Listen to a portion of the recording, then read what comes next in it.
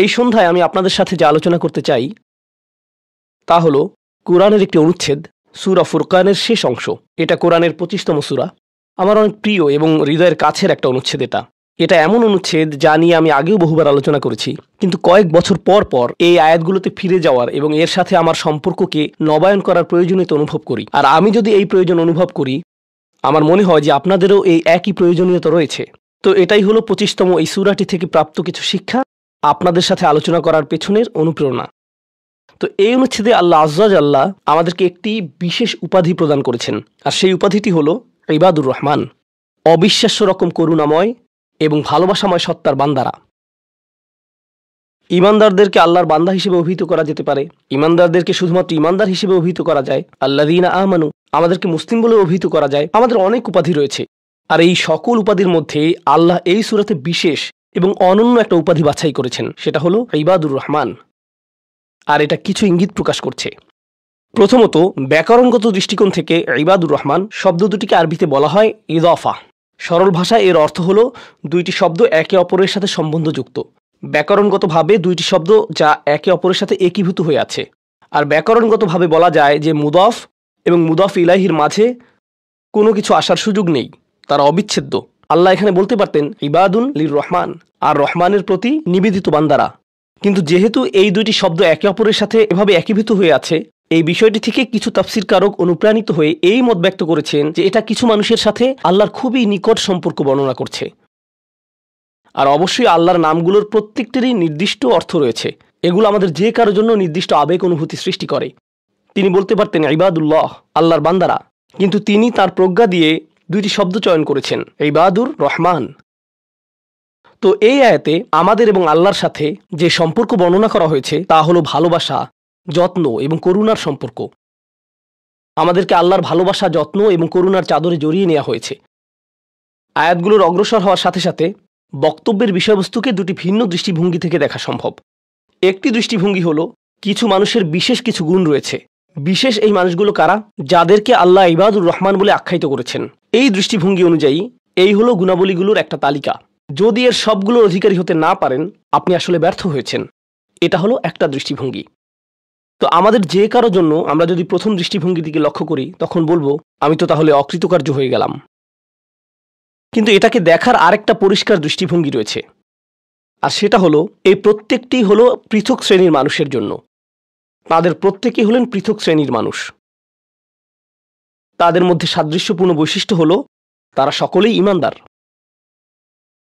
কিন্তু এক্ষেত্রে একটা বিষয় হলো, আর এই ধারণাটি আমি সূচনায় আপনাদেরকে বলবো, আমরা সকলে একরকম নই। যেমন আজকের জুমার পর এক নারীর সাথে আমার সাক্ষাৎ হয়েছে। তিনি আমার কাছে এসে বললেন আমি প্রতিদিন 3 ঘন্টা ধরে তাহাজ্জুদের নামাজ পড়ি। আক্ষরিকভাবে এটাই তিনি আমাকে জিজ্ঞেস করেছিলেন, এটা কি ঠিক আছে? আর আমি বলেছিলাম আপনাকে এজন্য পুরস্কৃত করা উচিত, কারণ অনেকের জন্য নিয়মিত 5 মিনিট তাহাজ্জুদ পড়াও অসম্ভব। কখনো কখনো মানুষের জন্য সময় মতো ফজরের নামাজে ওঠাও অত্যন্ত কঠিন হয়ে যায়। আর এই নারী 3 ঘন্টা নামাজ পড়ছেন। আমি বললাম কিসের তাড়নায় আপনি এটা করতে পারছেন? তিনি বললেন কি করব, আমি টিভি দেখব? তার চেয়ে বরং আল্লাহর সাথে কথা বলে সময় কাটাই। এটাই তিনি আমাকে বলেছেন। আমি সম্মানিত বোধ করছি যে তিনি আমার কাছে এসে প্রশ্নটি করেছেন। আমার উচিত ছিল তার কাছ থেকে পরামর্শ নেওয়া, এমন মানুষের কাছ থেকে যারা আল্লাহর নৈকট্যপ্রাপ্ত। আমি যা বলতে চাচ্ছি তা হলো আমরা সকলে একরকম নই। তিনি যা করেছেন আমি তা করতে পারবো না, আমি সত্য কথা বলছি। এই নারী যা করেন আমি তা করতে সক্ষম নই, আর আমি তার এই যোগ্যতার প্রতি সম্মান জানাই। আল্লাহ এই অভ্যাস বজায় রাখতে তাকে দৃঢ়তা দান করুন। কিন্তু আমরা তো জানি এমন মানুষ রয়েছেন যারা অন্যদেরকে সাহায্য করার ক্ষেত্রে অসাধারণ। তাদের যোগ্যতা, তাদের পারদর্শিতা হলো অন্য মানুষকে সাহায্য করা। আরেক ধরনের মানুষ রয়েছে যাদের এই গুণটি রয়েছে যে যখন তারা মানুষের চারপাশে থাকেন, মানুষ ভালো অনুভব করে। এটাই তাদের যোগ্যতা। আপনি শুধু তাদের কাছে যাবেন, যদি তারা কোনো কথা নাও বলেন, আপনি শুধু তাদের সাথে সময় কাটাবেন, তখন নিজের ভেতর একটা প্রশান্তি অনুভব করবেন, শান্তি অনুভব করবেন। আল্লাহ আমাদের সকলকে বিচিত্র যোগ্যতা দিয়েছেন। এই অনুচ্ছেদের ব্যাপারে এই বিষয়টাই আমার কাছে অনেক বেশি বিশ্বাসযোগ্য মনে হয় যে এটা বিভিন্ন ঈমানদারদের জন্য বিভিন্ন বিচিত্র গুণাবলীর উল্লেখ করেছে। ঈমানদারদের একটি শ্রেণীর বিশেষ এক ধরনের গুণাবলী রয়েছে, ঈমানদারদের অন্য একটি শ্রেণীর অন্য ধরনের গুণাবলী রয়েছে, সেটা তাদেরকে বিশেষ বৈশিষ্ট্যমণ্ডিত করে। আর আমরা যখন এই আয়াতগুলোতে অগ্রসর হব, আপনি হয়তো দেখবেন যে প্রথমটি আমার সাথে মিলছে না। আমি আশা করছি যে কমপক্ষে একটি গুণের অধিকারী হব। আপনি হয়তো একের অধিক গুণের সাথে মিল খুঁজে পাবেন, আর সেটাও আপনাকে ইবাদুর রহমান হিসেবে অন্তর্ভুক্ত করবে। এখানে প্রথম গুণটি চমৎকার। হয়তো ভাবতে পারেন যে আল্লাহ তাআলা হয়তো সবচেয়ে নৈকট্যপ্রাপ্ত বান্দাদের দিয়ে শুরু করবেন, যাদেরকে তিনি সবচেয়ে ভালোবাসেন। হয়তো তিনি তাদেরকে দিয়ে শুরু করবেন যারা সবচেয়ে বেশি নামাজ পড়ে, যারা তার উপাসনা সবচেয়ে বেশি করে, যারা আল্লাহর প্রতি আধ্যাত্মিক ধ্যানে সবচেয়ে মগ্ন। কিন্তু আল্লাহ কি দিয়ে শুরু করলেন? তিনি বললেন, আল্লাযীনা ইয়ামশুনা আলাল আরদি হাওনা। অবিশ্বাস্য রকম করুণাময় সত্তার বান্দারা, এই বিশেষ মানুষগুলো হলো তারা যারা বিনম্রতার সাথে পৃথিবীতে চলাফেরা করে। আল্লাযীনা ইয়ামশুনা আলাল আরদি হাওনা। সামনে এগোনোর আগে এটা দিয়ে কি বোঝাচ্ছে তা আমাদেরকে উপলব্ধি করতে হবে। এর অর্থ এটা না যে আপনি যখন রাস্তায় হাঁটবেন অর্ধেক রুকু করা অবস্থায় হাঁটবেন, এরকমভাবে মাথা নিচু করে রাখবেন আর বলবেন যে আমি বিনয় প্রকাশ করছি। এটা বিনয় প্রকাশ করা নয়। আপনি সোজাভাবেই হাঁটবেন। আপনি মানুষের সাথে তাচ্ছিল্য সহ কথা বলবেন না। আর আলাল আরদি, এই ধারণাটি হলো যেখানেই যান, হয়তো ঘরে থাকতে পারেন, হয়তো কাজে থাকতে পারেন, হয়তো শিক্ষা প্রতিষ্ঠানে থাকতে পারেন, হয়তো আপনার কর্মচারীদের সাথে কাজে আছেন, হয়তো আপনার নিয়োগদাতার সাথে কথা বলছেন, হয়তো কথা বলছেন শিশুদের সাথে, অথবা কথা বলছেন বড়দের সাথে, হয়তো আপনার বাবা মায়ের সাথে কথা বলছেন, হয়তো এটা অন্য কেউ, হয়তো এটা মুসলিম হতে পারে অথবা অমুসলিম। যখনই মানুষের সাথে কথা বলেন এক ধরনের বিনয় থাকতে হবে। যেভাবে আপনি তাদের সাথে কথা বলবেন, কাউকে মূল্যহীন বোধ করাবেন না আপনার কথার দ্বারা। যেভাবে তার দিকে তাকান, যেভাবে নিজেকে উপস্থাপন করেন, এটাই আল মাশি আলাল আরদি হাওনা। পৃথিবীর বুকে বিনয় সহকারে চলাফেরা করা, বিনম্রভাবে। আপনারা দেখবেন যে কোরআনে বিভিন্ন রকমের অহংকারের কথা এসেছে। এখন এখানে সবাই জানেন যে অহংকার হলো হৃদয়ের একটা ব্যাধি। এটা থাকে হৃদয়ের ভিতর, তাই না? কিন্তু ভিতরে যখন কোনো ব্যাধি থাকে, যেমন কোনো ভাইরাস যদি ভিতরে থাকে, বাইরে এর কিছু লক্ষণ প্রকাশ পায়, উচ্চ তাপমাত্রা, ঘাম, এই ধরনের লক্ষণ। কোরআন তুলে ধরছে অহংকারের কিছু লক্ষণ। উদাহরণস্বরূপ আল্লাহ বর্ণনা করছেন যেভাবে মানুষ অন্যের দিকে তাকায়। কোরআন বলছে যে এমন মানুষ ছিল যারা রাসূল সাল্লাল্লাহু আলাইহি সাল্লামের দিকে এভাবে দৃষ্টিপাত করত, ইয়াকাদুল্লাযীনা কাফারু লা ইউযলিকুনাকা বিআবসারিহিম। তারা এত কঠিনভাবে আপনার দিকে তাকায় যে তারা যেন তাদের দৃষ্টি দ্বারা আপনাকে মাটিতে ফেলে দেবে। এরকম কঠিনভাবে তারা আপনার দিকে তাকায়। অন্য কথায়, তারা কোনো কিছু বলেনি, তারা কোনো কিছু করেনি। তাদের অহংকার কোথায় ছিল? শুধুমাত্র তাদের মুখমণ্ডলে, শুধুমাত্র তাদের চোখে। তো তরুণদের জন্য এটা একটা উপদেশ। তোমার বাবা মা হয়তো তোমার সাথে কিছু নিয়ে চিৎকার করছেন, সেটা ন্যায্য বা অন্যায্য যাই হোক, আর তুমি বসে বসে শুনছো, আর তোমার রক্ত গরম হয়ে উঠছে এবং পাল্টা চিৎকার করতে মন চাইছে, কিন্তু তুমি শুধু কুৎসিত চাহনি দিয়ে তাদের দিকে তাকিয়ে আছো। এই কুৎসিত চাহনি দিয়ে তাকিয়ে আছো, আর তোমার মা বলছেন, আমার দিকে এভাবে তাকিয়ে আছো কেন? আমি তো কোনো কথা বলিনি। তুমি কিছু বলনি, এটা পুরস্কার পাওয়ার মতো কিছু না। তুমি কিছু বলনি, এটা পুরস্কার পাওয়ার মতো কিছু না। কারণ অধ্যত্ব শুধু তোমার কথাতেই থাকে না। তবে অভিনন্দন যে তুমি কোনো কিছু বলনি, এটা অপেক্ষাকৃত ভালো, কারণ সেটা তাহলে আরও খারাপের দিকে যেত। কিন্তু এক ধরনের অধ্যত্ব, ক্রোধ এবং বিনয়ের অভাব আমাদের চোখে মুখে ফুটে ওঠে। সুম্মা নজর, সুম্মা আবাসা অবাসার, সুম্মা আদবার ওয়াস্তাকবার। শুধু যেভাবে কারো দিকে তাকান, শুধু যেভাবে ভ্রু কুঁচকান, শুধু যেভাবে চোখ ঘুরান, কখনো কখনো যেভাবে কারো দিকে তাকান, কখনো কখনো যেভাবে কারো দিকে না তাকান। কেউ আপনাকে সালাম দিয়েছে, আপনি তার দিকে তাকালেন না, অন্যদিকে ফিরলেন এবং তা উপেক্ষা করলেন, অথবা শুধু ওয়ালাইকুম আসসালাম বললেন। আপনি সালামের জবাব দিয়েছেন, কারণ তা না হলে তো গুনাহ হতে পারে, কিন্তু জবাব দিলেন খুবই নিচু স্বরে, এটা নিশ্চিত করার জন্য যাতে সে শুনতে না পায়, আর সে মনে করলো যে আপনি জবাব দেননি। এরকম যে আল্লাহ জানেন যে আমি জবাব দিয়েছি, কিন্তু আমি তাকে এটা জেনে পরিতৃপ্তি লাভ করতে দিব না যে আমি তার সালামের জবাব দিয়েছি। তো যখন সে এসে বলে যে ভাই, আমি তো আপনাকে সালাম দিয়েছি, আপনি জবাব দেননি। আমি তো জবাব দিয়েছি। এটাও হাউন এর অভাব। আল্লাযীনা ইয়ামশুনা আলাল আরদি হাওনা। মানুষের প্রতি বিনয়, শিশুদের প্রতি করুণা, বয়স্কদের প্রতি করুণা, এমন মানুষদের প্রতি করুণা যারা এর যোগ্য না। আর প্রসঙ্গক্রমে এর অর্থ এটা না যে আপনাকে অপমান করার সুযোগ আপনি মানুষকে করে দিবেন। এমন পরিস্থিতি আছে আমাদের পরিবারগুলোতে, আমাদের বন্ধুবান্ধবের মাঝে, আমাদের পরিসরে, যেখানে কিছু মানুষকে অবমাননা কর হিসেবে পাবেন। এমনটা ঘটে। আপনার পরিবারে এমন মানুষ রয়েছে, কখনো কখনো আপনার পিতামাতাও এরকম হতে পারেন। এটা খুবই কষ্টদায়ক বিষয়, এটা খুবই অন্যায্য বিষয়, আর আপনাকে এগুলো সবসময় শুনতে হয়, বারবার শুনতে হয়। শ্রোতাদের ভিতর এমন নারী রয়েছেন যাদেরকে আমি দেখতে পাচ্ছি না, তারা পর্দার আড়ালে রয়েছেন, কিন্তু তারা যে অবস্থাতেই থাকেন, হয়তো শ্বশুরবাড়ির আত্মীয় অথবা ভাই বোন বা অন্য কারো কাছ থেকে তাদের কথা শুনতে হয়, আর তাদের এটা সব সময় শুনতে হয়, আর এগুলো শুনে তাদের রক্ত গরম হয়ে যায়। তখন কি করবেন? আপনাকে তখনও বিনয় ধরে রেখে যা করা শিখতে হবে তা হলো, প্রথমত সেরকম পরিস্থিতি থেকে দূরে থাকবেন। যদি জানেন যে মেজাজের ভারসাম্য হারিয়ে ফেলবেন, তখন সেখান থেকে বেরিয়ে যান। এই মুহূর্তে আমি এই আলোচনায় অংশ নিতে পারবো না, দুঃখিত, আমি একটু হাঁটতে যাব। রাগে বিস্ফোরিত হয়ে যাওয়ার আগে এটা থেকে বেরিয়ে যান। এটাই প্রথমত এবং প্রধানত ইয়ামশুনা আলাল আরদি হাওনা। যুক্তিসঙ্গতভাবেই আয়াতটিতে এর সাথে যা সম্পর্কিত, ওয়া ইযা খাতাবাহুমুল জাহিলুনা ক্বালু সালামা, অল্প অল্প করে অবিশ্বাস্য কিছু শিক্ষা এখানে প্রদান করা হয়েছে। আরবি ভাষায় ইদা অর্থ যদি না, এর অর্থ যখন। যখন বিরক্তিকর ব্যক্তিরা, যখন সেই ব্যক্তিরা যাদের নিজস্ব নিয়ন্ত্রণ নেই, এরা যখন তাদের সাথে কথা বলে, যখন মূর্খ লোকেরা তাদের সাথে কথা বলে, এখানে বলা হচ্ছে না যে যদি তারা কথা বলে, বরং আয়াতে বলা হচ্ছে যখন তারা কথা বলে। আল্লাহ আমাকে এবং আপনাকে জানিয়ে দিচ্ছেন যে এমন লোক সব সময় থাকবে যারা আমাদের উদ্দেশ্যে কথা বলবে, যারা আমাদের সাথে আলোচনায় অংশ নিবে, যারা আমাদের সাথে ভাব প্রকাশ করবে। তাদের আচরণ হয়তো ভালো হবে না, এরকমটা ঘটবে, এটা এড়াতে পারবেন না। এই ধরনের অপ্রীতিকর অভিজ্ঞতার শিকার আপনাদের প্রত্যেকেই হতে হবে, আমি সহ। এমন লোক থাকবে যারা জাহেল। এখানে জাহেল অর্থ উপলব্ধি করুন। জাহেল অর্থ শুধুমাত্র মূর্খ না। যখন মুসা আলাইহিস সালামকে গরুর বাছুর সম্পর্কে জিজ্ঞেস করা হলো, তিনি বলেছিলেন যে তোমাদেরকে একটি গরু কুরবানি করতে হবে। আর তারা বলেছিল, তুমি কি তামাশা করছো? আতাত্তাখিযুনা হুজুয়া, তুমি কি আমাদের সাথে উপহাস করছো? আমাদেরকে গরু কুরবানি করতে হবে? এখানে আমাদের সামনে জটিল পরিস্থিতি রয়েছে, কিন্তু কোনো গরু কুরবানির প্রয়োজন নেই। তিনি আসলেই রেগে গেলেন। আপনারা জানেন যখন মুসা আলাইহিস সালাম রেগে যান তখন তিনি কিছু একটা করে ফেলতে পারেন। তো তিনি তৎক্ষণাৎ আল্লাহর কাছে প্রার্থনা করলেন এবং বললেন, আউযু বিল্লাহি আন আকুনা মিনাল জাহিলিন, আমি জাহেলদের অন্তর্ভুক্ত হওয়া থেকে আল্লাহর আশ্রয় প্রার্থনা করি। এর অর্থ মূর্খ নয়, কারণ স্পষ্টতই মুসা আলাইহিস সালাম ছিলেন পৃথিবীর জ্ঞানী মানুষদের একজন। তিনি অজ্ঞতা নিয়ে কথা বলছেন না। তিনি বলছেন, আমি আমার আবেগের উপর নিয়ন্ত্রণ হারানো থেকে, মেজাজের নিয়ন্ত্রণ হারানো থেকে আল্লাহর আশ্রয় প্রার্থনা করছি, এমন জিনিস বলা থেকে অথবা করা থেকে যা আমি এখন করতে চাই, কিন্তু আমাকে নিজেকে সংযত করতে হবে। এখন এই উপলব্ধি থেকে আলোচ্য আয়াতটিতে আসুন। এরকম মানুষ রয়েছে যারা সবচেয়ে জঘন্য কথা বলে, কিন্তু তাদের কোনো লাগাম নেই। কথাগুলো আপনার হৃদয় থেকে এসে মস্তিষ্ক হয়ে এরপর তা জিহ্বাতে যাওয়া উচিত, কিন্তু এই পথে কিছুটা লাগাম থাকতে হবে। আমার হয়তো এটা বলা উচিত না, আমি কিছু একটা অনুভব করছি, হয়তো গালি বের হয়ে যাবে, সেটা গলায় পৌঁছে গিয়েছে, কিন্তু সেটা আমার মুখ দিয়ে বেরিয়ে আসা উচিত না, আমার সেটা গিলে ফেলা উচিত। কিন্তু কিছু মানুষ রয়েছে, তাদের মাথায় যা আসে তাই বলে ফেলে। কারোর সাথে আপনার 6 মাস পরে দেখা হলো কোনো একটা পার্টিতে, ঈদের সময় অথবা অন্য কোথাও, হে আসসালামু আলাইকুম, আপনি তো মোটা হয়ে গেছেন, সবার সামনেই। এটা কেমন কথা? আপনি এটা মনে মনে আনতে পারেন আর নিজের মনে মনে মাশাআল্লাহ বলতে পারেন, কিন্তু সবার সামনে কেন আপনাকে এই কথা বলতে হবে? হেই, তুমি তো কয়েক বছর আগে পড়ালেখা ছেড়ে দিয়েছিলে, এখনো পাস করনি, এখনো ফেইল অবস্থাতে আছো। মানুষ আপনাকে এরকম কথা বলে আর এটা আপনাকে রাগান্বিত করে।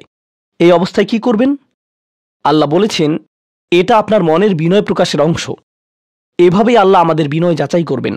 আর প্রসঙ্গক্রমে তারাই হয়ে থাকে আমাদের সবচেয়ে কাছের মানুষ, যার অর্থ আপনি এই ধরনের পরিস্থিতিতে বারবার বারবার বারবার পড়বেন। কিভাবে এটা থেকে বেরিয়ে আসবেন?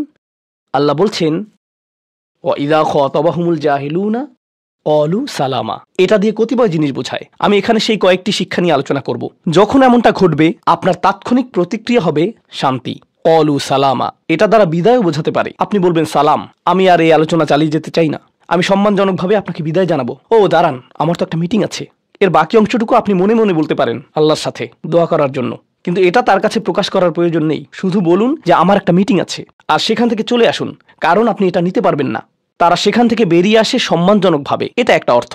যখন জঘন্য মানুষ আপনার কাছে আসে, বেরুবার পথ খুঁজে বের করবেন। কোরআন এই সূরাতে আরো পরে যা বলেছে যে মাররু কিরামা, সম্মানজনকভাবে তারা এটা অতিক্রম করে চলে যায়। কিছু কিছু মানুষ আছে যারা এমন কথা বলতে চায় যা আপনাকে রাগান্বিত করবে। তারা আসলে এটা করে মজা পায়।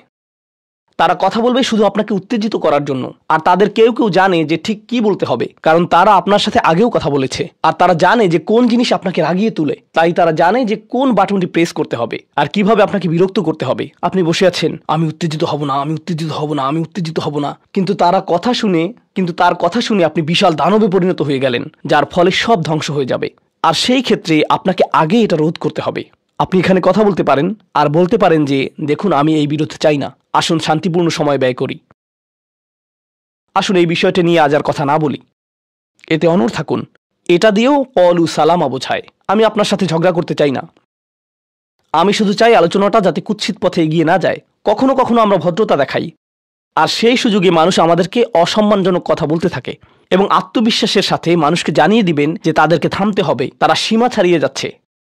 এটা সঠিক নয়, এমনটা করা সম্মানহীনতা নয়, শিষ্টাচার বহির্ভূত নয়। আপনি নিজের জন্য রুখে দাঁড়াতে পারেন, কিন্তু এটা শুধু মর্যাদাপূর্ণ উপায়ই করতে হবে, এমনভাবে যা শান্তিপূর্ণ।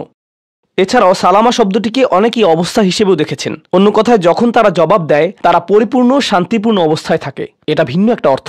যখন জঘন্য মানুষের আপনার সাথে কথা বলে, তারা আপনাকে বিরক্ত করে, তারা রাগান্বিত করে, তারা মিথ্যার পর মিথ্যা, মিথ্যার পর মিথ্যা, মিথ্যার পর মিথ্যা বলে, আর আপনাকে সেখানে বসে এটা শুনতে হয় যেন এটা সত্য। আর তারা এটা অন্য মানুষের সামনে বলে, আর আপনি কোনো কারণ ছাড়াই ঝামেলায় পড়ে যান। যখন আপনি জবাব দেন, আপনার জবাব যাই হোক, জবাবটা শান্ত হওয়াটাই উত্তম। যখন জবাব দিবেন, আপনাকে শান্ত এবং পরিশীলিত হতে হবে। এটাই কলু সালামা। আর যারা জীবনে এটা ধারণ করতে পারে, তারা আল্লাহর কাছে বিশেষ মানুষ, ইবাদুর রহমান। অন্য কথায়, এই অনুপ্রেরণাটিকে আমাদের মনে রাখতে হবে। সেই রকম সময়ে যেই ব্যক্তির সাথে আপনি কথা বলছেন, সে এর যোগ্য না, বরং সে হয়তো চপটাঘাত পাওয়ার যোগ্য। আপনাদের কেউ কেউ হয়তো প্রতিউত্তর দেয়ায় খুবই পারদর্শী। কেউ হয়তো আপনাকে বিদ্রুপাত্মক কিছু বলছে, আপনি তাকে কথা দিয়ে পিষে ফেলতে পারবেন। ও মাই গড, আপনার মাথায় যে জবাবগুলো আসে, তালিকা করা একাধিক জবাব, আমি কি এ বি সি বলবো নাকি উপরের সবগুলো একসাথে বলবো, আপনার মাথায় এটা চলছে। আর সেই মুহূর্তে যখন আপনি বিরত হওয়ার সিদ্ধান্ত নেন, কঠিনভাবে না বলার, প্রতিক্রিয়া না দেখানোর, শান্ত থাকার সেই শক্তি অর্জনের জন্য আপনার আর আমার অনুপ্রেরণা যা হবে তা হলো, আমি ইবাদুর রহমানের মধ্যে সামিল হতে চাই। আমি ভুলে যাব যে আমি এই অপ্রীতিকর কথোপকথনে রয়েছি, কারণ ঠিক এখনই আমি আল্লাহর সংস্পর্শে রয়েছি, আর তার বিশেষ রহমত আমার উপর বর্ষিত হচ্ছে। সেই জন্যই তিনি আমাকে এই পরিস্থিতিতে ফেলেছেন, যাতে আমি তার নৈকট্য অর্জন করতে পারি। এটা আসলে একটা আশীর্বাদ। এই অপ্রীতিকর সঙ্গগুলো আসলে একটা আশীর্বাদ, যাতে আমি তার নৈকট্য পেতে পারি। সুবহানাল্লাহ। ওয়াইবাদুর রহমানিল্লাযীনা ইয়ামশুনা আলাল আরদি হাওনা ওয়া ইযা খাতাবাহুমুল জাহিলুনা ক্বালু সালামা। লক্ষ্য করুন, এরপর আল্লাহ কি বলছেন। দ্বিতীয় শ্রেণীর মানুষেরা, তাদের বিশেষ গুণটি বর্ণিত হচ্ছে। প্রসঙ্গক্রমে এর অর্থ এটা না যে তারা অন্য কিছু করে না, যেমন তারা নামাজ পড়ে না, তারা হালাল খাবার গ্রহণ করে না। এগুলো তো থাকতেই হবে, তারা তো ইতিমধ্যেই ইবাদ। এগুলো হলো ইবাদ হওয়ার বাইরের অতিরিক্ত গুণাবলী। দ্বিতীয় মহান গুণটি কি? দ্বিতীয় শ্রেণীর এই মানুষেরা যারা আল্লাহর কাছে প্রিয়, কোন জিনিসটা তাদের বিশেষ মানুষে পরিণত করেছে? ওয়াল্লাযীনা ইয়াবিতুনা লিরাব্বিহিম সুজ্জাদান ওয়া কিয়ামান। যারা রাতটি অতিবাহিত করে তাদের প্রভুর উদ্দেশ্যে সিজদারত এবং দণ্ডায়মান অবস্থায়। তারা লোকচক্ষুর অন্তরালে গভীর রাতে নামাজে মশগুল থাকেন, কারণ তারা জানেন যে রাতের গভীরে আল্লাহ তাদের সবচেয়ে নিকটে থাকেন। আমাদের অনেকের জন্য এটা অনেক কঠিন যে আল্লাহ যদি তার সবচেয়ে নৈকট্যপ্রাপ্ত মানুষদের কথা বলেন, এই শ্রেণীর মানুষদের দিয়ে শুরু করাটাই প্রত্যাশিত ছিল। এটাই প্রত্যাশিত ছিল যে আল্লাহ এমন মানুষদের দিয়ে শুরু করবেন যারা সবচেয়ে বেশি নামাজ আদায় করে, বিশেষত এমন সময়ে যখন তিনি নিকটে থাকেন, যা হলো রাতের মধ্যপ্রহর। সেখান থেকেই শুরু হওয়ার কথা ছিল, কিন্তু না, তিনি সেখান থেকে শুরু করেননি। তিনি বিনয় দিয়ে শুরু করেছেন, কারণ রাতের সেই নামাজ যখন আপনি এবং আমি আল্লাহর সামনে বিনয়াবনত হই, নামাজরত অবস্থায় অন্য কেউ দেখার সুযোগ না থাকে, চমৎকৃত করার মতো আর কেউ না থাকে, একমাত্র যাকে আপনি চমৎকৃত করতে চান তিনি হলেন আল্লাহ। আপনার আত্মাভিমান চলে গিয়েছে। আল্লাহর সম্মুখে দণ্ডায়মান হয়ে আপনি পূর্বেকৃত সকল অপরাধ স্বীকার করেছেন। আল্লাহর সাথে আপনি উন্মুক্ত আলোচনায় রত আছেন, সকল অহংকার থেকে মুক্ত হয়ে। যদি নিজেকে অহংকার মুক্ত করতে চান, প্রথম ধাপটি হলো, আপনি কি মানুষের সামনে অহংকারকে বিসর্জন দিতে পারেন? আর তারপর আল্লাহর সম্মুখে উপস্থিত হন। আমরা এমন অনেক মানুষদের কথা জানি যারা ইবাদতে পারদর্শী, কিন্তু মানুষের কাছে তারা খারাপ হিসেবে বিবেচিত। এটা আদর্শ নয়। এখানে একটি শ্রেণীকে অগ্রাধিকার দেয়া হয়েছে, আর এরা তারাই যারা মানুষের সাথে বিনয়ী। তারপর যারা আল্লাহর সামনে বিনয়াবনত হয়ে উপস্থিত হয়। এটা অর্জন করা সহজ নয়, কিন্তু যদি সপ্তাহে একবার, আমি জানি যে এটা কঠিন হবে, কিন্তু সপ্তাহে একবার আপনি মসজিদে ইশার নামাজ পড়লেন, আর এরপর সরাসরি বাসায় চলে গেলেন আর ঘুমিয়ে পড়লেন। আর সেটা তখনই সম্ভব হবে যদি আপনি প্রত্যুষে ঘুম থেকে উঠেন, আর এরপর দিনে না ঘুমান। তো ফজরের সময় উঠুন, এরপর ঘুমাবেন না। নিজেকে পরিশ্রান্ত করুন, এশা পড়ুন, এরপর ঘুমাতে যান। এরপর অ্যালার্ম দিয়ে রাখুন, ফজরের 30 মিনিট আগে অ্যালার্ম সেট করুন, উঠে গিয়ে কয়েক রাকাত নামাজ পড়ুন। শুধু এটুকুই করুন, নিজের মতো করে এটা করুন। এজন্য অন্য কারো ঘুম ভাঙাবেন না, এটা নীরবে করবেন। ঘরের কোনো এক কোণে চলে যান, সেখানেই নামাজ পড়ুন। যদি সপ্তাহে একবার বা দুবারও এটা করতে পারেন, যে প্রশান্তি পাবেন, আল্লাহর সাথে যে সম্পর্ক অনুভব করবেন, সেটা আপনাকে সবচেয়ে কঠিন সময়েও সাহায্য করবে। আল্লাহ আমাদেরকে এই মানুষদের অন্তর্ভুক্ত করে দিন। ওয়াল্লাযীনা ইয়াবিতুনা লিরাব্বিহিম সুজ্জাদান ওয়া কিয়ামা। এরপর আসছে তৃতীয় ধরনের মানুষের কথা। ওয়াল্লাযীনা ইয়াকুলুনা রাব্বানা ইসরিফ আন্না আযাবা জাহান্নাম ইন্না আযাবাহা কানা গরামা ইন্নাহা সাআত মুস্তাকাররা ওয়া মুকামা। এই মানুষেরা শুধু একটি দোয়া করে, দোয়ার তালিকা নয়, তাদের একমাত্র দোয়া হলো ইয়া আল্লাহ আমি জাহান্নামে যেতে চাই না। অন্য যেখানেই রাখেন জাহান্নামে নয়, আমাকে জাহান্নামে রাখবেন না, আমাদেরকে জাহান্নামের শাস্তি থেকে দূরে রাখুন। অবস্থান করার জন্য এটা বিভৎস একটা জায়গা, আমি এটা এক মুহূর্তের জন্যও দেখতে চাই না। আমি সেখানে স্বল্পস্থায়ীভাবে থাকতে চাই না, আর আমি সেখানে দীর্ঘস্থায়ীভাবেও থাকতে চাই না। দোয়াটি মনোযোগ দিয়ে শুনুন। ইন্নাহা সাআত মুস্তাকাররা ওয়া মুকামা। প্রথমত এটা একটা শাস্তি, এটা বিশাল একটা সাজা। আমি সেখানে স্বল্প মেয়াদের জন্য থাকতে চাই না, আর আমি সেখানে দীর্ঘমেয়াদের জন্যও থাকতে চাই না। কিছু মানুষ রয়েছে যারা সেই একই রোগে আক্রান্ত হয়েছে, উম্মার মধ্যে, মুসলিমদের মধ্যেই একই রোগ যা বনী ইসরাইলেরও ছিল। তারা বলেছিল আল্লাহ আমাদেরকে শাস্তি দিবেন না, ইল্লা আইয়ামাম মাদুদা, দিলেও কয়েকদিনের জন্য। মুসলিমদের মনোভাবও এমন হয়েছে, তারা বলে আল্লাহ আমাদের শাস্তি দিবেন, কিন্তু তা তো চিরদিনের জন্য না, তাই না? আমরা মুসলিম, একসময় আমরা ঠিকই বেরিয়ে আসব। ঠিক আছে, ভালো, আমি জাহান্নামে যাব, কিন্তু এটা হবে দীর্ঘ সাপ্তাহিক ছুটির মতো, আর তারপর আমার আর সমস্যা নেই। দেখুন আল্লাহর নৈকট্যপ্রাপ্ত মানুষদের দোয়া, তারা আল্লাহকে বলছেন ও আল্লাহ আমি জাহান্নামে যেতে চাই না, স্থায়ীভাবে না, অস্থায়ীভাবেও না। আমি স্বীকার করছি যে অবস্থানের জন্য এটা বিভৎস একটা জায়গা, মুস্তাকাররান ওয়া মুকামা, শুধু থামার স্থান হোক অথবা চিরকালীন স্থান হোক, আমি এগুলোর কোনোটাই চাই না। এর অনেক অন্তর্নিহিত অর্থ রয়েছে, আমি আপনাদের শুধু একটির কথা বলছি। দেখুন আপনি এবং আমি কখনোই প্রলুব্ধ হওয়া থেকে বাঁচতে পারবো না। হারাম সবসময় আমাদের সামনে আসবে, আর এটা সবসময় আমাদেরকে আহ্বান করবে। আর শাইতানু ইয়াইদুকুমুল ফাকর, শয়তান তোমাদেরকে দেউলিয়াতের প্রতিশ্রুতি দিবে। অন্য কথায়, যখন আপনি হালাল পথে চলবেন, শয়তান আপনাকে প্রতিশ্রুতি দিবে তুমি সুযোগ হারিয়ে ফেলছো, তুমি বঞ্চিত হচ্ছ, সবাই কত মজা করছে, তুমি অনেক মজা করতে পারতে, তুমি আরও অর্থ উপার্জন করতে পারতে, তুমি আরও ইন্দ্রিয় সুখ উপভোগ করতে পারতে। সেই সব সময় আপনার কাছে বিজ্ঞাপন দিতে থাকবে বিকল্প পণ্যের, বিকল্প পন্থার, নিজের কামনাকে চরিতার্থ করার। কিছু যায় আসে না যে কতটুকু কোরআন মুখস্থ করেছেন, কিছুই যায় আসে না যে কি পরিমাণ তাহাজ্জুদ আপনি পড়েছেন, এগুলো কোনোটাতেই আসে যায় না। শয়তান থামবে না। দিন শেষে আপনি তো একজন মানুষই, দিন শেষে কামনা বাসনাগুলো আপনার মাঝে থাকবে, আর শয়তান থামবে না, সে আপনার পেছনে লেগেই থাকবে। শয়তানের একটা কৌশল আল্লাহ বর্ণনা করেছেন, তার মনস্তাত্ত্বিক কৌশলটি হলো যায়্যানা লাহুমুশ শাইতানু আমালাহুম। শয়তান তাদের কাজগুলোকে তাদের কাছে আকর্ষণীয় করে দেয়। শয়তান আপনার কাছে আসবে, আপনাকে প্রলুব্ধ করবে, তখন আপনি বলবেন হ্যাঁ এটা খারাপ, কিন্তু আমি তো অনেক ভালো কাজও করি। হ্যাঁ আমি এলোমেলো কাজ করছি, কিন্তু আমি তো নামাজও পড়ছি, আর আমি তো কাফেরও না, তো সমস্যার কিছু নেই, আর এইবার করেই আমি থেমে যাব। এমন না যে আমি এটা করতেই থাকবো, শুধু একবারই করব। এভাবে নিজেকে সব ধরনের যুক্তি দিতে থাকেন, নিজে নিজে এটাকে বৈধতা দিতে থাকেন। আপনার চিন্তায় এটা এখন আর অতটা খারাপ না, আর তারপর যখন এমন মানুষ চারপাশে থাকেন যাদেরকে বলেন যে এটা তো খারাপ, আর তারপর যখন এমন মানুষের চারপাশে থাকেন যাদেরকে বলেন যে এটা তো খারাপ, তারাও আপনাকে বলে না ভাই কাম অন, এটা অতটা খারাপ না, থামো তো, এরকম কথা বলো না, না আল্লাহ ওইরকম না, আল্লাহ তোমাকে শাস্তি দিবেন না, কেন এরকম হতাশাজনক কথা বলছো, তুমি অতিরিক্ত চিন্তা করো। আপনি তা শুনেন, আর এটা আপনাকে প্রভাবিত করতে শুরু করে। কিন্তু যখন কাজটা করে ফেলেছেন, যেটাই করেছেন, হতে পারে এটা অ্যালকোহল অথবা অন্য কোনো মাদক, এটা কারোর সাথে সম্পর্ক হতে পারে, সেটা যাই হোক, যখন নিজেকে বলেন যে এটাই শেষবার, কিন্তু এটাই শেষ তো না।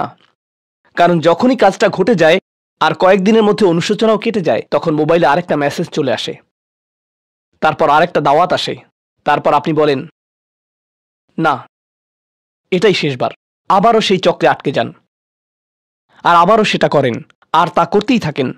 শয়তান ঠিক এটাই চেয়েছিল। মানুষ এই চক্র বন্ধ করতে পারে, আল্লাহর প্রতি নিবিষ্ট হয়ে বলতে পারে ইয়া আল্লাহ আমার বন্ধুরা কি বলছে তাতে কিছু যায় আসে না, শয়তান কি ওয়াসওয়াসা দিচ্ছে তাতে কিছু যায় আসে না, কতবার এই বিভৎস চক্রে আটকা পড়েছি তাতে কিছু যায় আসে না। আমি ফিরে আসলাম, আমি ফিরে আসলাম, আমি ফিরে আসলাম 2 দিন অনুতপ্ত থেকে আবারও পাপে লিপ্ত হওয়া থেকে। আমি ফিরে আসলাম আপনার কাছে ক্ষমা চাওয়ার পর আবারও পাপ করা থেকে। ওয়ালাম ইউসিরু আলা মা ফাআলু ওয়া হুম ইয়ালামুন। তারা পাপ কাজগুলো বারবার করে না, আর তারা জানে যে তারা কি করছে। আমি সেই লোকদের অন্তর্ভুক্ত হব না। ওয়ালাইসাতিত তাওবাতু লিল্লাযিনা ইয়ামালুনা আস-সাইয়্যাত। তওবা অনুশোচনা তাদের জন্য কাজ করে না যারা পাপ করতেই থাকে। এমনকি তওবা করার পরেও এটা সেই মানুষদের জন্য না যারা এই চক্রে আটকে যায়, এটা তাদের জন্য যারা বলে ইয়া আল্লাহ আমি জাহান্নামে যেতে চাই না, আমি জাহান্নামের যোগ্য অনেক কাজ করেছি, কিন্তু এখন আমি থেমে যাচ্ছি।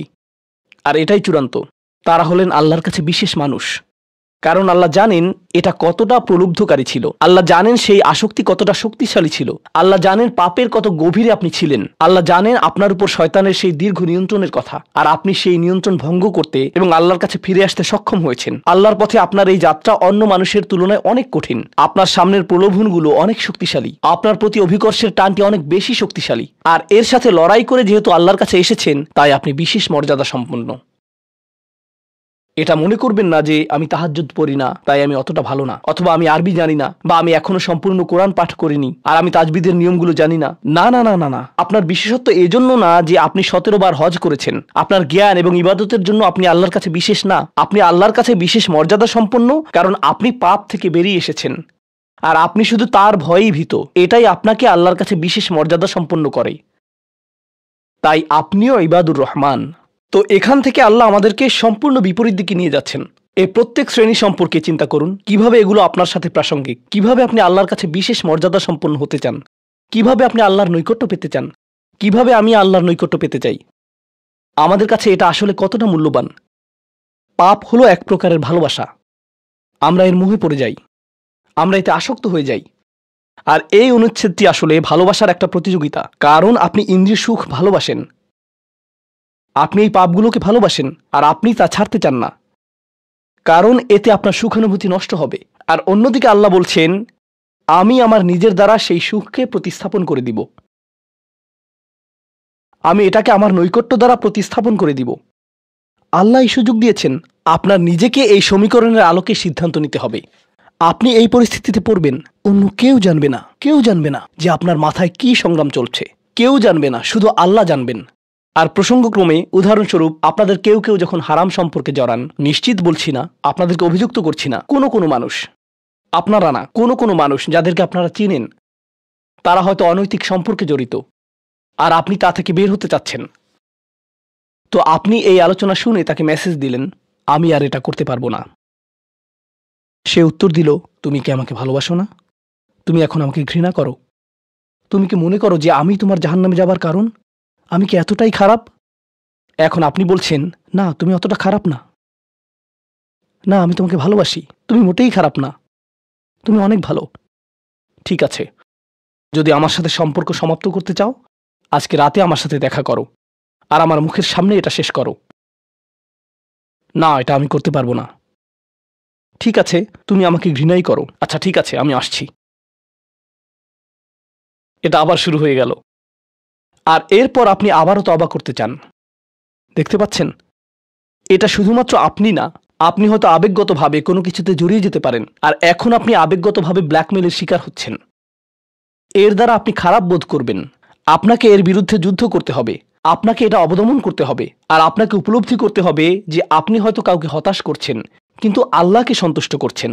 আর আপনি এটা শুধু নিজের জন্যই করছেন না, বরং এটা ওই মেয়ের জন্যও করছেন বা ওই ছেলের জন্যও করছেন যে আপনার মেসেজের জবাব দিচ্ছে। সে আল্লাহর সামনে দাঁড়াবে এটাও আপনি চান না। আপনি যদি তাকে আসলেই ভালোবাসেন, শুধুমাত্র যদি তাকে কামনা না করেন বরং তাকে ভালোবাসেন, তাহলে আপনি তাকেও রক্ষা করতে চাইবেন। তো এখন আমরা খুবই অপ্রত্যাশিত স্থানে চলে যাচ্ছি। আল্লাহর কাছে আরও কে বিশেষ মর্যাদা সম্পন্ন?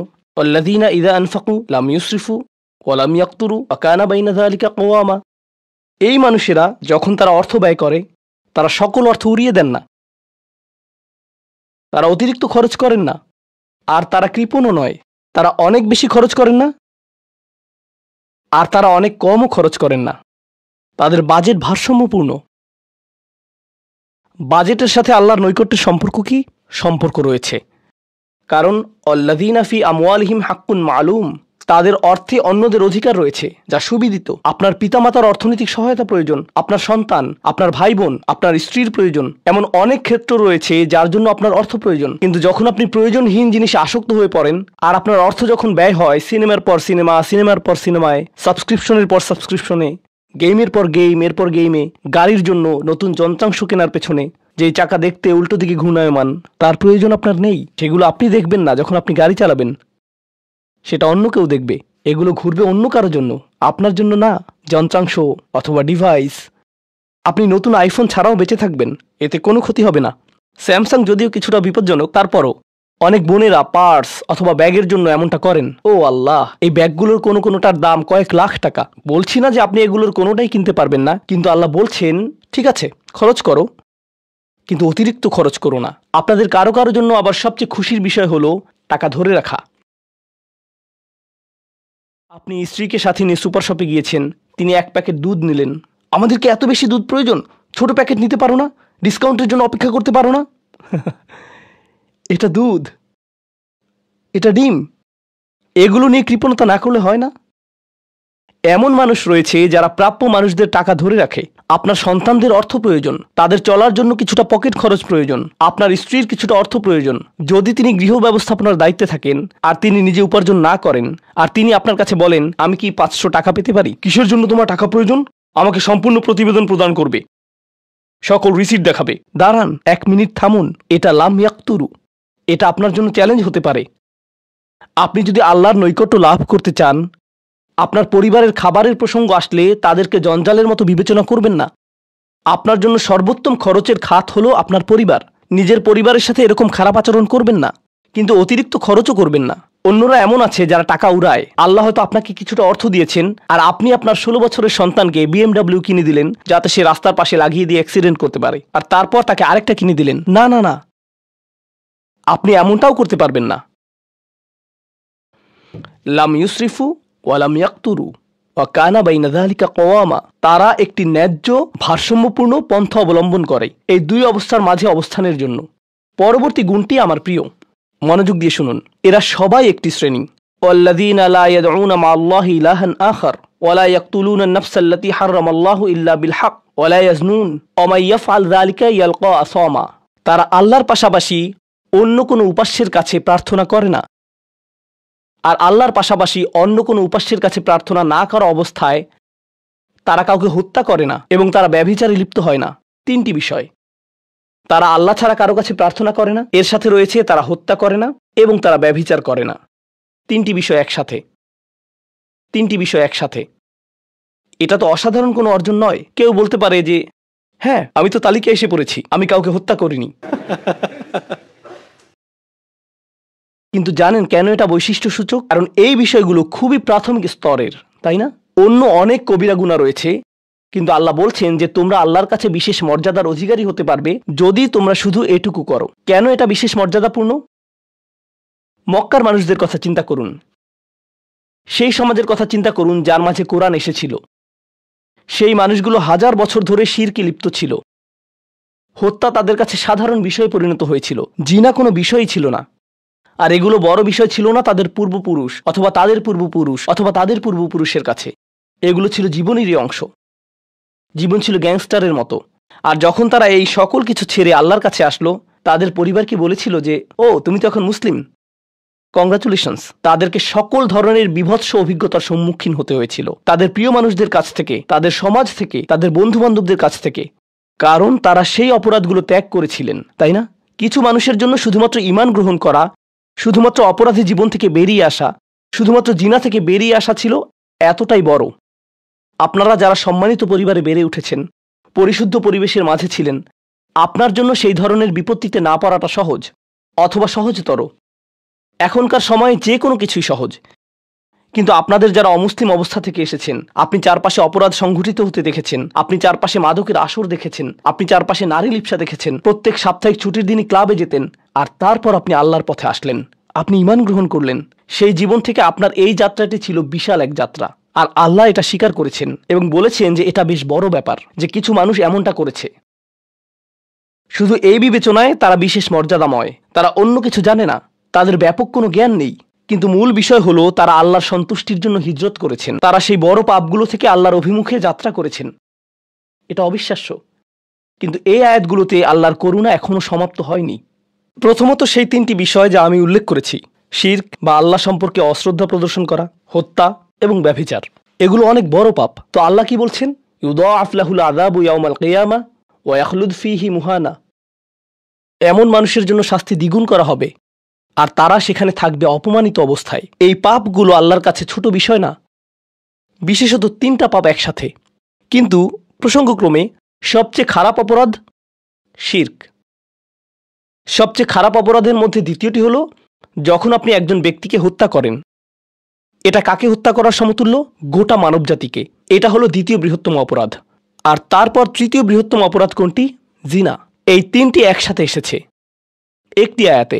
সেজন্য আল্লাহ বলছেন যে এই ব্যক্তিটি বিশেষ ধরনের শাস্তি পাবে, আর সে এই শাস্তিতে রয়ে যাবে অপমানিত অবস্থায়। কিন্তু এমনকি খারাপের ভিতর সবচেয়ে খারাপ, এরপর সবচেয়ে খারাপ ব্যক্তিটি, এই ব্যক্তিটি এজন্য সবচেয়ে খারাপ না যে সে একটি জিনিস করছে, বরং সে সবচেয়ে খারাপ কারণ সে তিনটি জিনিসই করেছে। এটা জাহান্নামের হ্যাট্রিক অর্জনের মতো। আর সম্পর্কে আল্লাহ কি বলছেন? তিনি বলছেন ইল্লা মান তাবা ওয়া আমানা ওয়া আমিলা আমালান সলিহা।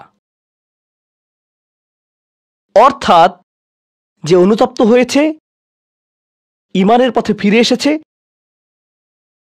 এবং তখন থেকে ভালো কাজ শুরু করেছে, তার জন্য নিয়মের ব্যতিক্রম হবে। এটা উপলব্ধি করাটা গুরুত্বপূর্ণ।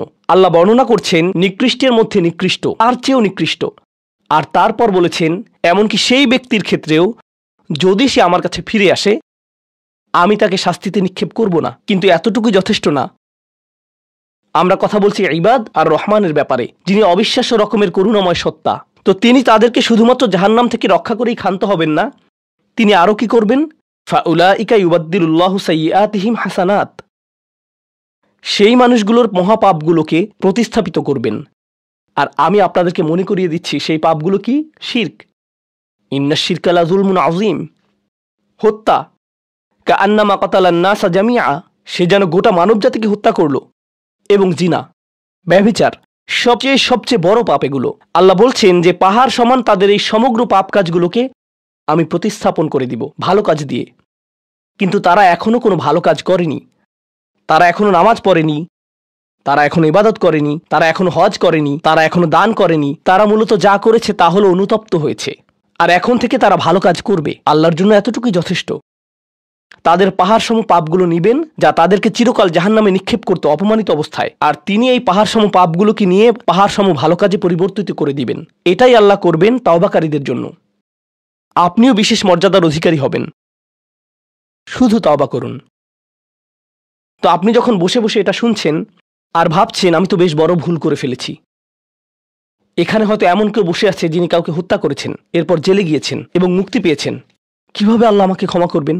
আপনাদের কেউ হয়তো ব্যভিচারের ভুল করে ফেলেছেন, আল্লাহ আপনাদেরকে রক্ষা করুন। আপনাদের কেউ হয়তো সেই পথে অগ্রসর হচ্ছেন, আপনাদের কেউ হয়তো শিরক করেছেন। সকল ধরনের অপরাধ সংঘটিত হচ্ছে, আর মানুষ সকল ধরনের অপরাধে লিপ্ত হচ্ছে। আপনি যদি তওবা করেন এবং আল্লাহর কাছে ফিরে আসেন, এই সকল অপরাধ শেষ হয়ে যাবে। কিন্তু এরপর আপনাকে ভালো পথে চলতে হবে। ওয়া আমিলা আমালান সলিহা ফাউলাইকা ইউবাদদিলুল্লাহু সাইয়্যাতিহিম হাসানাত। অন্য কথায়, যখন আপনি আল্লাহর কাছে ফিরে আসবেন, এটা প্রকৃত অর্থেই প্রত্যাবর্তন হতে হবে, এটা কৃত্রিম হতে পারবে না। ওয়া কানাল্লাহু গফুরুর রহিমা। আর আল্লাহ সর্বদাই ক্ষমাশীল, অতিমাত্রায় ক্ষমাশীল, সর্বদা প্রেমময়, যত্নশীল এবং করুণাময়। আমার সময় ফুরিয়ে যাচ্ছে, কিন্তু আপনাদের সাথে আরও কয়েকটা বিষয় শেয়ার করতে চাই। আসুন এই তালিকাটা প্রথমে শেষ করি। এটা শেষের দিকে। কেউ বলতে পারে যে আমি শিরক করিনি, আমি হত্যা করিনি, আমি জিনাও করিনি, আমি শুধু ছোট বিষয়গুলো করেছি। যেমন আমি ফজরের নামাজ পড়িনি, একদিন ফ্রিজ থেকে আমার ভাইয়ের চকলেট মিল্ক চুরি করে খেয়েছি, বেশ কয়েকবার বাবার সাথে চড়া মেজাজে কথা বলেছি, আরেকদিন একটা পার্টিতে কিছুটা গীবত করে ফেলেছি। কিন্তু আমি হত্যা করিনি। এই তওবা তো আসলেই খারাপ অপরাধীদের জন্য। তাহলে আমার কি হবে? সাধারণ পাপীদের কি হবে? বাকি আমরা যারা রয়েছি, কারণ তারা হলো উঁচু স্তরের পাপী, তাই না? তো পরবর্তী আয়াত বলছে তোমরা বাকি যারা রয়েছ, ওয়ামান তাবা, যেই তাওবা করেছে, যে কোনো ধরনের তাওবা, আমিলা সলিহান, সৎ কাজ করেছে, ফাইন্নাহু ইয়াতুবু ইলাল্লাহি মাতাবা। তো যখন সে আল্লাহর কাছে ফিরে আসে আন্তরিকভাবে, অনুতপ্ত হয়ে, আল্লাহ সেটাও স্বীকার করেন। না না না, কারণ আমার পাহাড়সম পাপ প্রয়োজন, এটাকে পাহাড়সম পুণ্যে রূপান্তরিত করার জন্য, এটাকে পাহাড়সম পুণ্যে রূপান্তরিত করার জন্য এমন প্রয়োজন নেই। যেই পাপেই লিপ্ত থাকেন না কেন, শুধু তওবা করুন। ফাইন্নাহু ইয়াতুবু ইলাল্লাহি মাতাবা ওয়াল্লাযীনা লা ইয়াশহাদুনা যুর। এমন মানুষ যারা অন্যায়ের সাক্ষ্য হয় না। এর অর্থ হলো তারা সহ্য করে না যখন কোনো অন্যায় সংঘটিত হয়।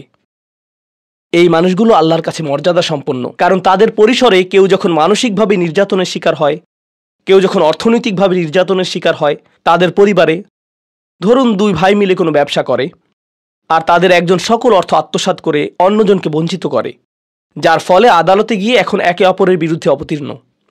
সেখানে আপনার হয়তো কোনো এক পক্ষের সাথে সম্পর্ক রয়েছে, আপনি নিশ্চুপ দাঁড়িয়ে থেকে অন্যায় হতে দিবেন না। আপনি এটা হতে দিবেন না। যদি এটা আপনার নিজের বাবার বিরুদ্ধেও যায়, যদি এটা আপনার স্বামী স্ত্রী বা সন্তানদের বিরুদ্ধেও যায়, আপনি অলসভাবে দাঁড়িয়ে থেকে অন্যায়কে সহ্য করবেন না, আপনি প্রতিবাদ করবেন। কমপক্ষে এর নীরব অংশীদার হবেন না, আপনি সে স্থান ত্যাগ করবেন। এর সাথে আমার কোনো সম্পর্ক নেই, আমি এর অংশ হতে চাই না।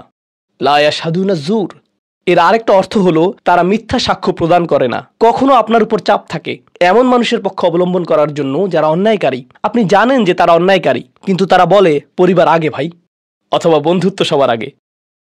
আর আপনি যদি এটা করেন, যদি আপনার আনুগত্য ভুল স্থানে প্রদান করেন, এটা জেনে শুনে যে আপনি ভুল, তাহলে এটা লা ইয়াশহাদুনা যুর এর লঙ্ঘন। আয়াতটির দ্বিতীয় অংশ ওয়া ইযা মাররু বিল্লাগwi মাররু কিরামা, এটাও অসাধারণ। এই আয়াতে আল্লাহর কাছে আপনাকে অসাধারণ বানিয়েছে কোনটি? আপনি একটা আসরে রয়েছেন, বন্ধুরা সবাই ঘুরে বেড়াচ্ছে, অথবা আপনি হয়তো কোনো হোয়াটসঅ্যাপ গ্রুপে আছেন। আজকাল যোগাযোগের বিভিন্ন মাধ্যম রয়েছে, আর এই সকল যোগাযোগের মাঝে মানুষ যুক্তিহীন কথা বলে থাকে। মানুষ একে অপরের বিরুদ্ধে গীবত করে, তারা একে অপরের প্রতি বিদ্রূপ করে, তারা একে অপরের সময় নষ্ট করে। আর আপনি এর সাথে কোনো সম্পর্ক রাখতে চান না, তো আপনি কি করবেন? আপনি আসরটি ত্যাগ করবেন। কিন্তু আপনি প্রথমে একটা লেকচার দিবেন না যে এগুলো সবই অর্থহীন, তোমরা নিজেদের সময় নষ্ট করছো, আস্তাগফিরুল্লাহ, আমি তোমাদেরকে আল্লাহর দিকে ডাকছি এবং তওবা করতে আহ্বান জানাচ্ছি, তোমরা এই ভিডিওটি দেখো, আমি এই আসর ত্যাগ করছি না। অথবা আপনি কোনো পার্টিতে রয়েছেন আর বললেন আস্তাগফিরুল্লাহ, তোমরা সবাই গীবত করছো, আমি এখান থেকে চলে যাচ্ছি। ওয়া ইযা মাররু বিল্লাগwi মাররু কিরামা, যখন তারা এই ধরনের আসরের পাশ দিয়ে যায়, যখন তারা এই ধরনের পরিস্থিতির সম্মুখীন হয়, তারা সেখান থেকে বেরিয়ে আসে সম্মানজনক উপায়ে, মাররু কিরামা।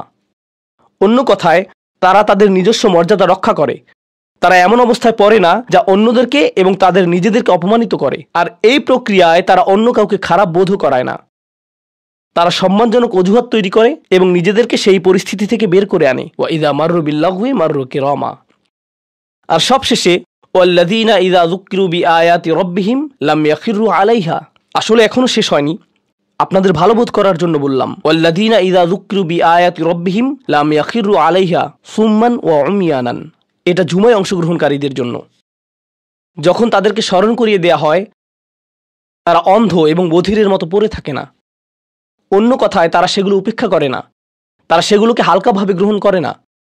তারা কিছু শোনার পর বলে না যে হ্যাঁ, এটা আমার সম্পর্কেই বলেছে, এটা ঠিকই আমার বিবেককে আঘাত করেছে, কিন্তু আমি ভুলে যাব যে এটা আমি শুনেছি, আমি ভান করব যে এটা আমার সম্পর্কে না, এবং এটা নিয়ে চিন্তা করব না। তারা ইচ্ছাকৃত বধির না, আর তারা ইচ্ছাকৃতভাবে অন্ধও না। সেই স্মরণিকার প্রতি যা তাদেরকে প্রদান করা হয়েছে, এটা ছিল আপনার সম্পর্কে, এটা ছিল আপনার কার্যকলাপ সম্পর্কে, আপনার উদ্দেশ্য সম্পর্কে। আর এখন আপনি এটা আর নিতে পারছেন না, কারণ আপনি পরিবর্তিত হতে চান না। বাল ইউরিদুল ইনসানু লিয়াফজুরা আমামাহ, মানবজাতি শুধু তার সামনে যা রয়েছে তাতে নিমজ্জিত হয়ে যেতে চায়। প্রলোভনগুলো এতটাই মজবুত। আর কোরআন উলিন নুহা সম্পর্কে বলছে, তারা এমন মানুষ যারা নিজেদেরকে সংযত করতে পারে। আপনাকে স্মরণ করিয়ে দেয়া হচ্ছে নিজেকে সংযত করার জন্য, আর আপনি বলছেন আমি সংযত হতে চাই না, আমি এই অবস্থাতেই ভালো আছি, আমি ইতিমধ্যেই কাজটি করার দিন, তারিখ এবং স্থান নির্ধারণ করে ফেলেছি এবং টিকিটও করে ফেলেছি। এরপর এই খুতবাটি আমার মুড নষ্ট করে দিল, তো আমি এখন একটা বার্গার খাবো এবং খুতবায় যা শুনেছি তা নিয়ে চিন্তা করব না। তারপর সেখানে যাব যেখানে আমি যেতে চেয়েছিলাম। খুতবাটা বেশ দেরিতে শোনা হয়েছে। সেই মানুষেরা এমনটা করে না।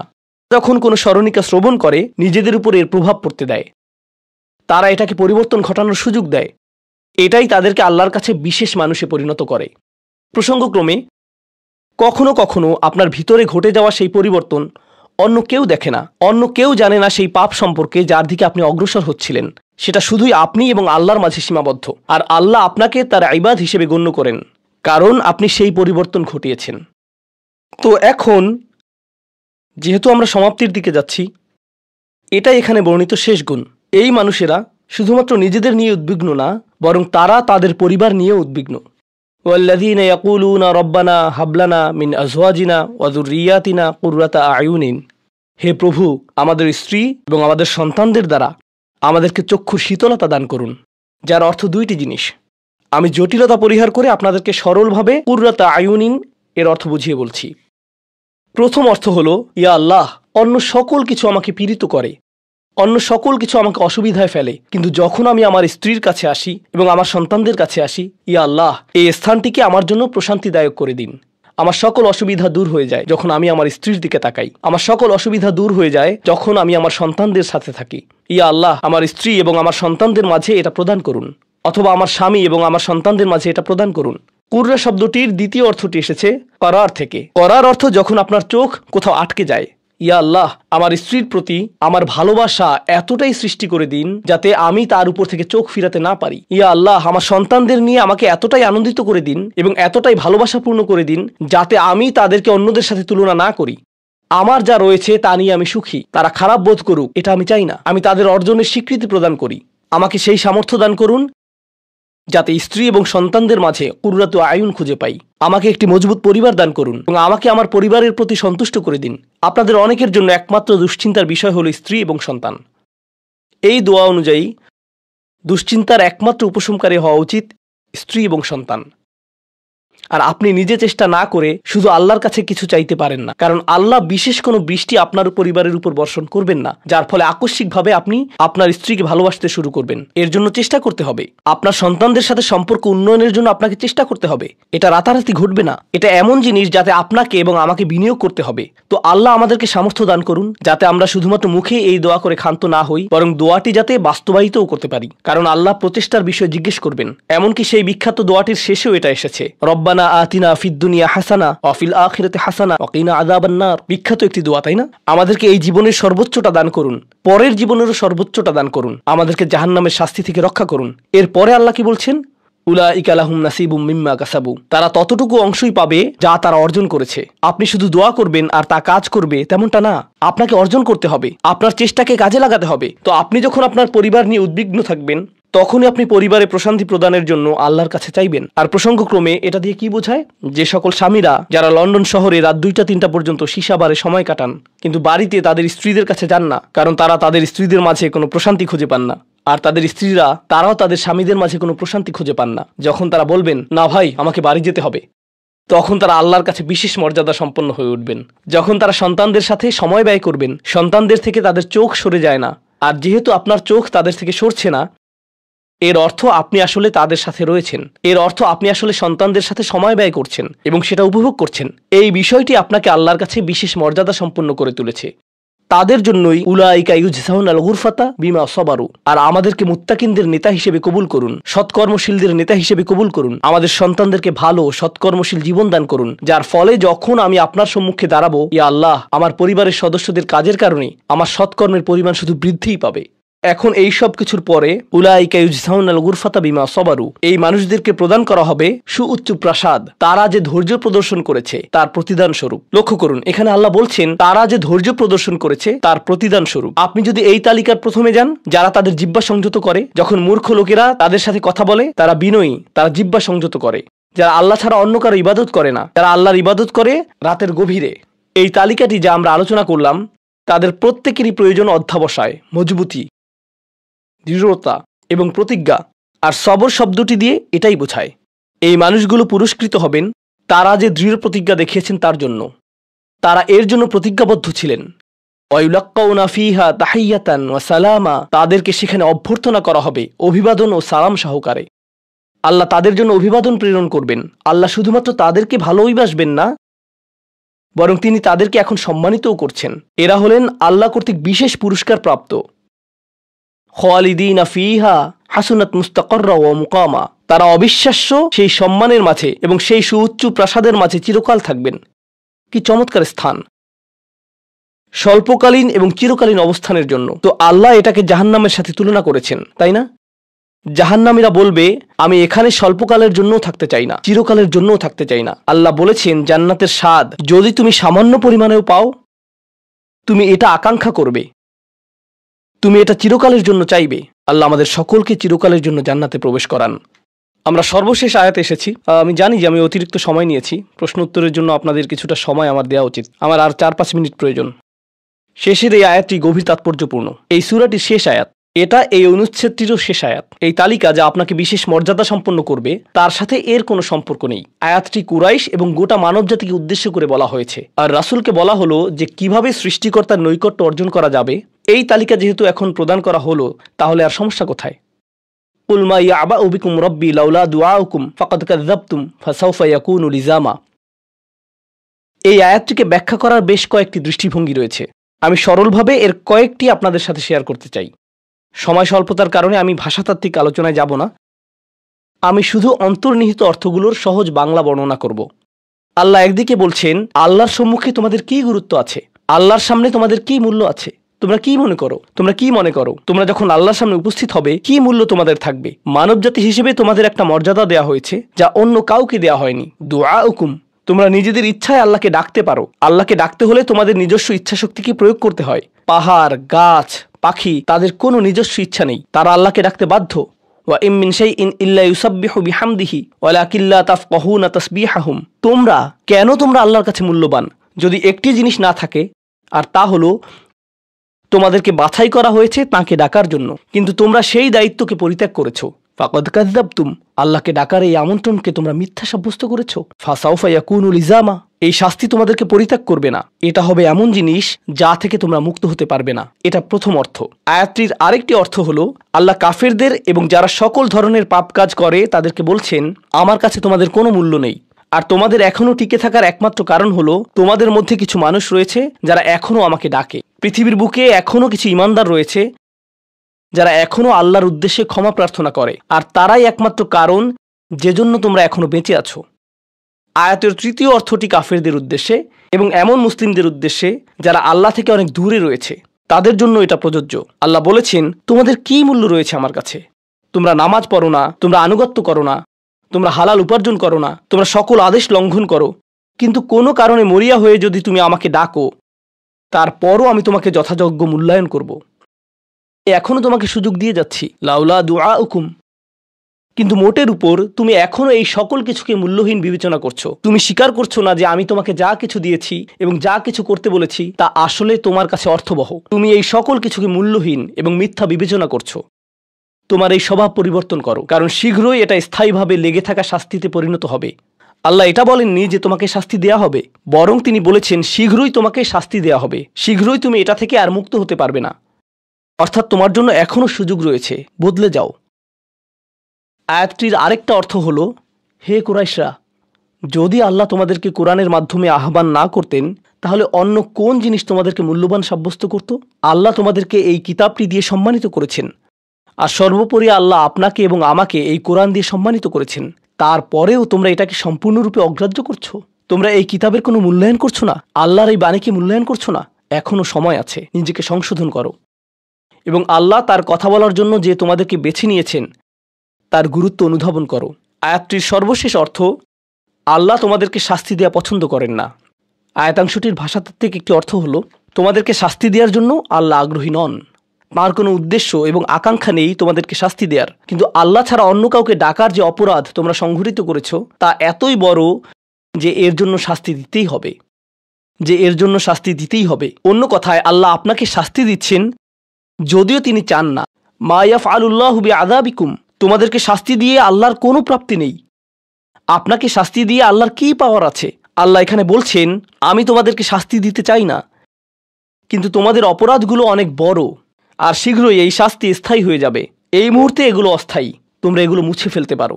তাই এখনো ফিরে আসো, আল্লাহর দিকে ফিরে আসো। আমাদেরকে এই সকল সুযোগ দেওয়ার পর শুধুমাত্র তার কাছে ফিরে আসাই না, বরং তার নৈকট্য লাভের সুযোগ দেওয়ার পর সবশেষে তিনি বলছেন, কেন তোমরা শাস্তি পেতে চাও?